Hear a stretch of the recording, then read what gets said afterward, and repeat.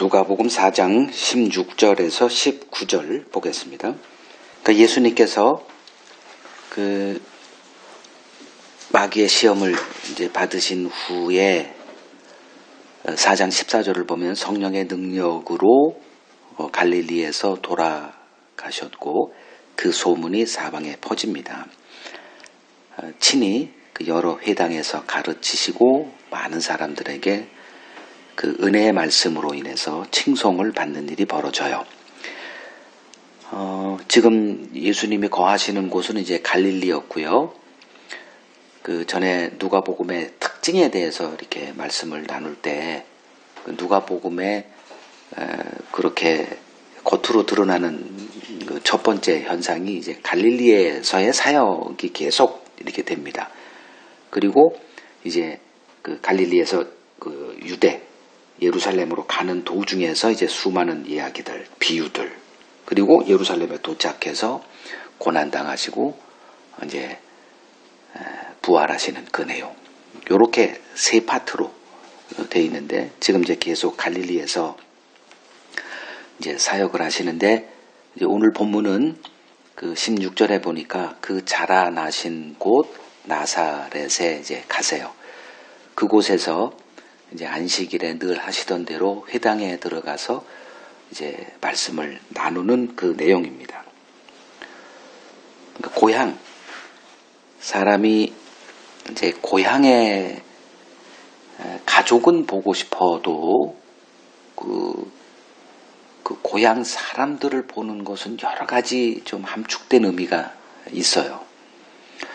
지금 예수님이 그 고향에 자기가 자라나셨던 곳, 태어나기는 베들레헴에서 태어났지만 그건 성경을 응하게 하고자 이제 이렇게 된 일이고 예수님의 그 자라나신 곳은 어머니가 있는 그 나사렛에서 성장할 수밖에 없죠. 그래서 그곳 사람들을 이제 이렇게 사역을 시작할 때 그 고향 사람들을 이제 만난 건데 그곳에서 그 이제 회당에 들어가서 성경을 읽었다. 이게 고향 사람들에게는 상당히 어색한 일일 거라 저는 생각을 해요. 왜냐하면 예수님이 뭐 신학을 한 분도 아니고, 그러니까 사역을 시작하기 전에 예수님의 삶은 그냥 평범한 그냥 사람들이었어. 평범한 사람이에요. 그냥 평범한 삶이었을 것이고. 근데 갑자기 사람들에게서 뭐 이렇게 소문이 나고 뭐 능력을 행하고 그러다 보니 이제 고향에 왔을 때 그 아무나 회당에서 이렇게 가르칠 수 있는 건 아니겠죠. 그러니까 그러한 그 여기서 방금 읽었듯이 14절 15절에 뭐 이미 여러 회당에서 가르치셨고 소문이 파다하게 퍼진 그런 상태에서 갑자기 달라진 예수예요. 고향 사람들에게 굉장히 이상했을 거예요. 궁금도 하고 뭐 여러 가지 생각들이 그 예수라는 사람을 이렇게 보면서 그때 이제 예수님이 그 자기 고향 자라났던 곳, 그러니까 다 아는 사람들이겠죠. 이게 뭐 나사렛이 아주 조그만 동네라고 하는데 그 회당에서 이렇게 앉아 있는 사람들, 그 너무나 뻔한 사람이에요. 내 아저씨고 뭐 이런 사람들, 그 사람들 앞에서 이제 그 어떻게 허락을 이제 받았겠죠. 그리고 우선 이제 성경을 이제 읽어요. 그게 17절입니다. 선지자 이사야의 글을 드리거늘 책을 펴서 이제 기록된 데를 또 이렇게 찾아요. 그리고 읽은 본문이 18, 19절입니다. 주의 성령이 내게 임하셨으니 이는 가난한 자에게 복음을 전하게 하시려고 내게 기름을 부으시고 나를 보내사 포로된 자에게 자유를, 눈먼 자에게 다시 보게 함을 전파하며 눌린 자를 자유롭게 하고 주의 은혜의 해를 전파하게 하려 하심이라 하였더라.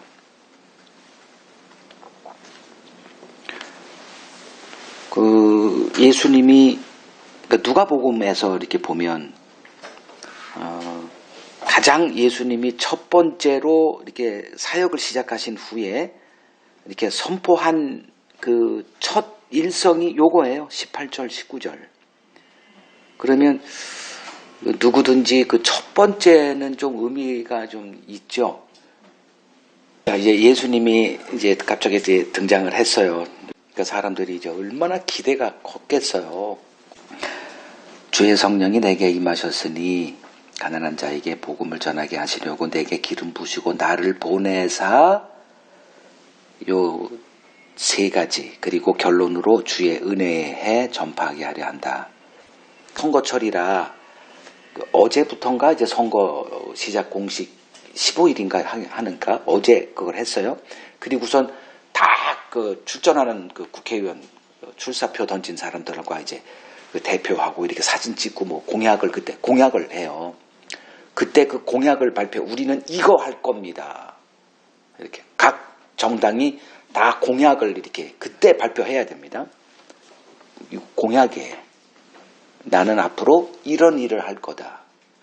그럼 예수님이 자기 입으로 성경에서 그걸 찾았겠지. 내가 앞으로 할 일을 가장 압축되어 있는 게 뭘까? 있어요. 이사야서 그 61장 1절에서 2절 그거를 찾아서 그걸 읽은 거예요. 즉 자기 공약을 성경에서 찾아서 이렇게 한 거예요.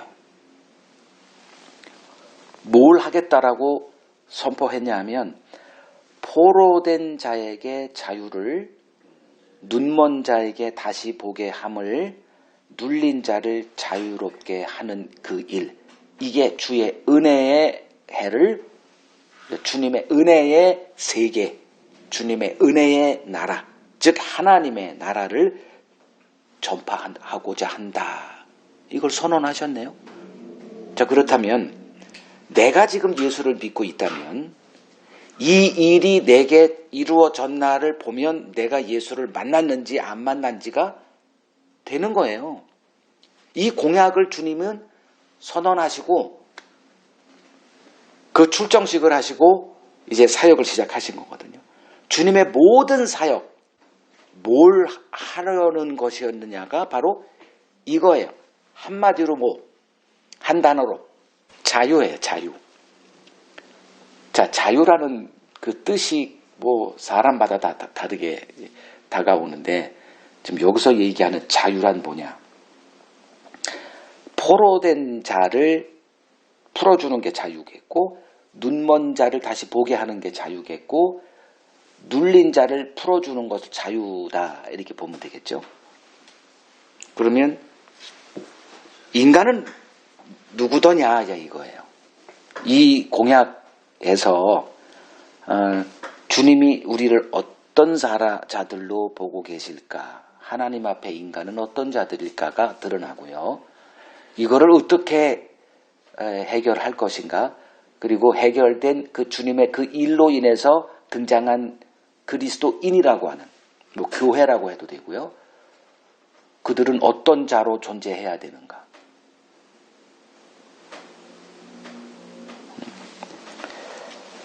자, 하나님이 보시는 인간은 어떤 자예요? 포로되어 있습니다. 그리고 못 봐요. 그리고 눌려 있다. 이게 하나님이 보시는 인간의 현 주소입니다. 포로되어 있고 못 봐요. 그리고 눌려 있어요. 근데 우리들은 그 일을 뭐로부터의 자유를 구하고 이렇게 되면 우리가 이 일에 해당되는 그 자유화를 얻었다라고 얘기하나 계시록 3장 17절을 보면 그 라오디게아 교회가 나와요. 근데 이 교회는 그 나름대로 자기들이 자유를 누리고 있대요. 어떻게 말하냐면 3장 17절에 네가 말하기를 나는 부자라 부요하여 부족한 것이 없다 이렇게 선언을 해요. 그래서 부자라가 이게 뭔 부자랄까 또 해석을 해야 되잖아요. 그러나 내 곤고한 것과 가련한 것과 가난한 것과 눈먼 것과 벌거벗은 것을 알지 못한다. 주님이 이렇게 지적했을 때 이들이 얘기했던 그 자유는 어디로부터의 자유? 현실의 부족함으로부터의 자유를 지금 자유로 생각했던 거예요. 오늘날 교회랑 똑같지 않나요? 그러니까 우리가 원하는 그 자유는 가난으로부터의 자유예요. 이건 부인 못할 겁니다. 평생 이거 가지고 주님을 이름을 불러대요. 그리고 교회는 그 장사합니다. 그런데 이러한 교회, 한국 교회도 굉장히 부유하죠. 저는 동남아시아도 가봤고 아프리카도 남미도 다 가봤어요. 얼마나 가난한지 이 대한민국이라고 하는 오늘날 우리가 살고 있는 이 대한민국이란 나라가요. 정말 이 물질적으로 보면 대단한 선진국입니다.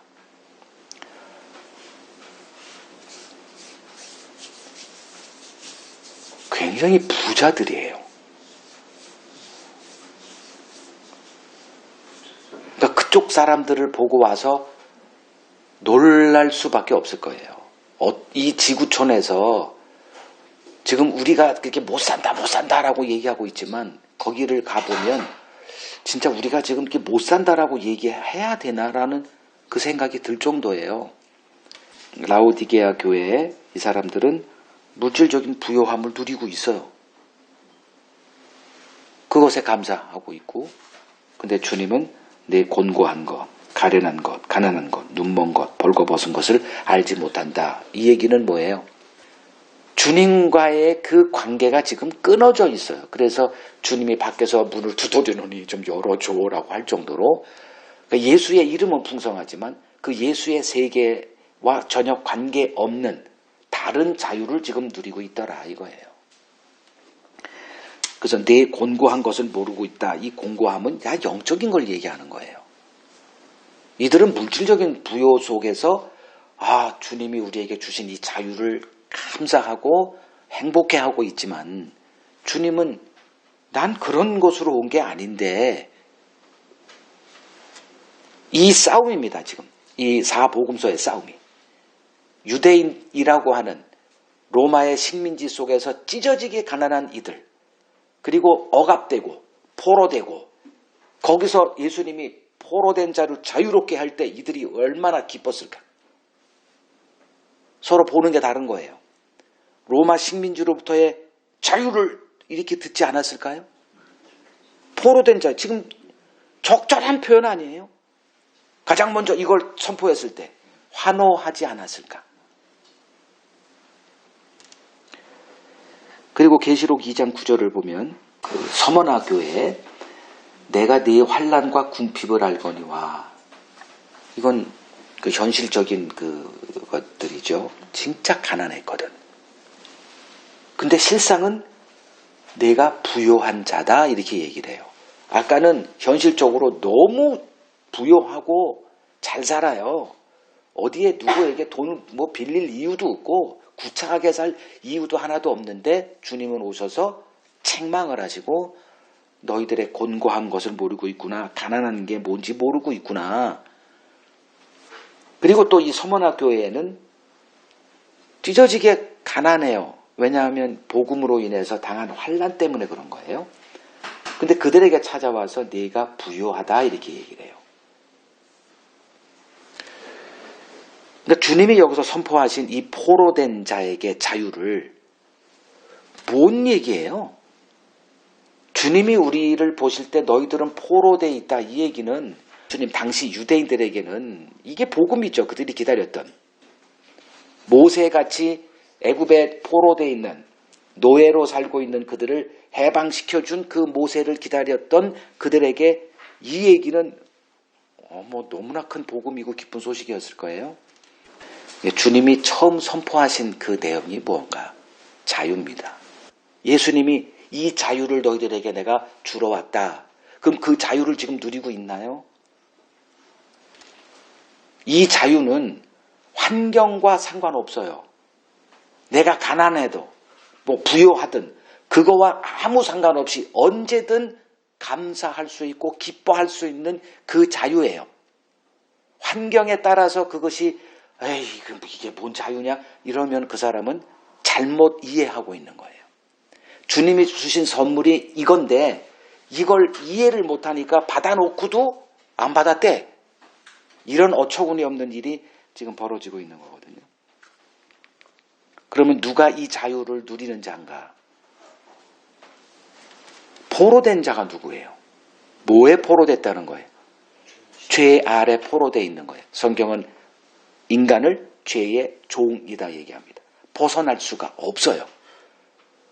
그래서 죄가 뭔지를 바로 알아야 내가 포로됐구나를 알게 됩니다. 근데 대부분 아는 그 죄의 개념을 순종이냐 불순종이냐 이렇게 알아요. 그러니까 창세기 3장에 나와 있는 그 선악과를 통해서 하나님이 죄가 뭔지를 가르쳐주고자 하는 것도 그냥 선악과를 먹었느냐 안 먹었느냐. 그러니까 먹었으니 불순종하지 않았느냐라고 하는 이 불순종의 개념으로 보기 때문에 순종하면 죄가 없는 거예요. 그러니 죄의 종이라는 개념도 그냥 행함을 보고 바리새인들이 저놈들은 죄인이야라고 이렇게 그리고 자기들은 행함이 있기 때문에 의인에 반열해서 언제나 이렇게 차별화되고 자기는 그러한 자가 아니야. 이 자리에 서 있었던 거죠. 그들이 이 주님이 주시고자 하시는 자유를 누렸을까?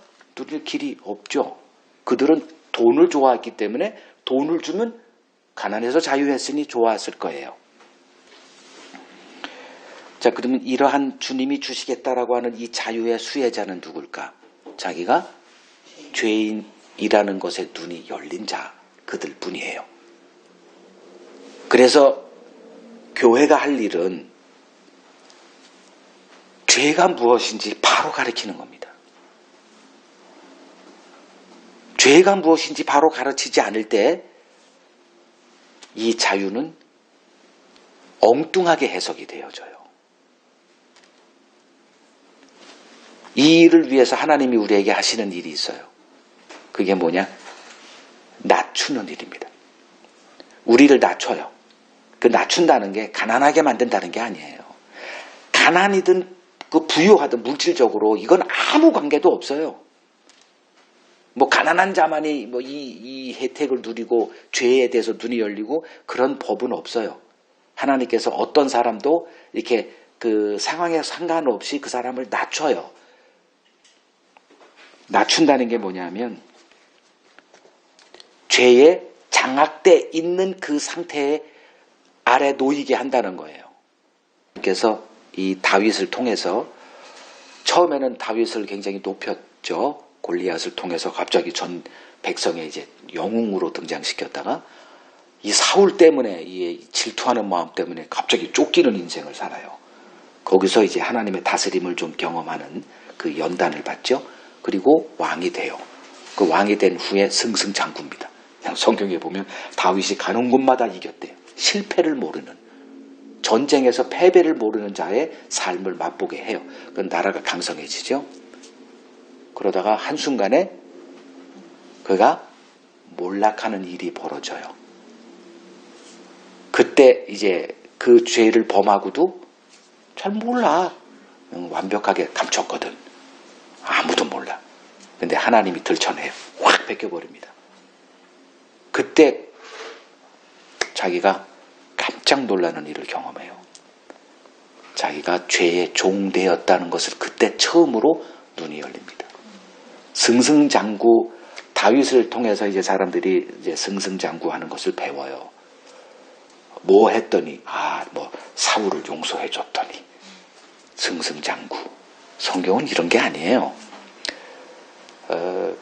그래서 결국은 그때 한번 몰락하게 되고 그 낮아진 자리에서 이제 시편 51편이 쓰여진 거예요. 뭐 내가 죄 중에서 태어났다 뭐 이런 것도 고백이 막 나와요.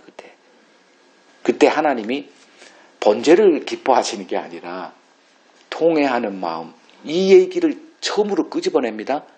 그러니까 하나님의 은혜를 처음 경험해요. 그가 언제?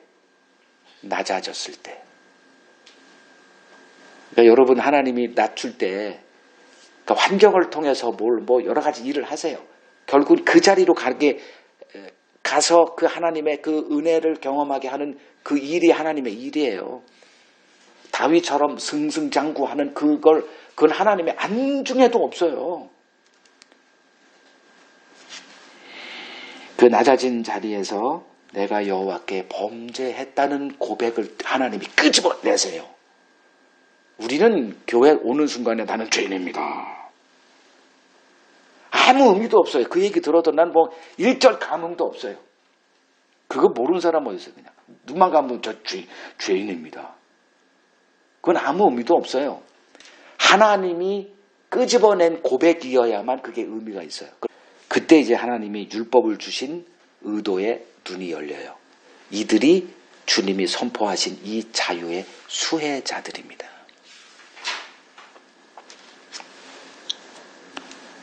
예수님이 우리에게 하신 일은 단 요거 하나예요. 자유입니다.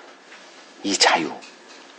요한복음 8장 32절 진리를 알지니 진리가 너희를 자유롭게 하리라. 그럼 진리라는 게 뭘까? 너희는 악이야 이거예요. 너희가 하는 모든 것은 다 악이야. 이게 진리예요. 주님은 이 하나의 진리를 선포하기 위해서 오셨어요. 그래서 미움을 받으셨어요. 진리? 우리들이 생각하는 그 진리 개념하고 성경이 얘기하는 주님이 말씀하신 진리는 전혀 다릅니다. 너희에게서 선은 나올 수 없어.